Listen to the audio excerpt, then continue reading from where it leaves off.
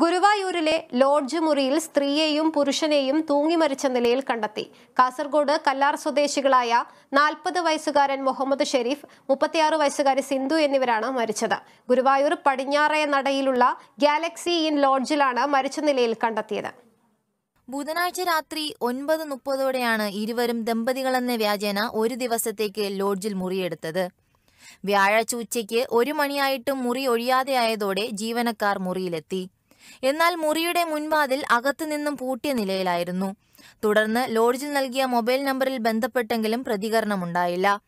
ഇതോടെ മുറിയുടെ പുറകുവശത്തെ ജനൽ വഴി നോക്കിയപ്പോഴാണ് രണ്ടുപേരെയും തൂങ്ങി മരിച്ച നിലയിൽ കണ്ടെത്തിയത്. ഇതേ തുടർന്ന് നടത്തിയ അന്വേഷണത്തിലാണ് ഇരുവരും കാസർഗോഡ് സ്വദേശികളാണെന്ന് മനസ്സിലായത്. ജനുവരി 7 മുതൽ സിന്ധുവിനെ കാണാനില്ലെന്ന് ബന്ധുക്കൾ കാസർഗോഡ് രാജപുരം പോലീസിൽ പരാതി നൽകിയിരുന്നു. പരാതിയിൽ രാജപുരം പോലീസ് യുവതിക്കായി അന്വേഷണം നടത്തി വരികയായിരുന്നു. മുഹമ്മദ് ഷെരീഫും സിന്ധുവും വിവാഹിതരാണ്. വിവരമറിഞ്ഞ് കാസർഗോഡ് നിന്നും സിന്ധുവിന്റെ ബന്ധുക്കൾ ഗുരുവായൂരിലേക്ക് പുറപ്പെട്ടിട്ടുണ്ട്. ഇവർ എത്തിയ ശേഷം ഗുരുവായൂർ പോലീസ് തുടർ നടപടികൾ സ്വീകരിക്കും. Kerala vision news, Thrissur.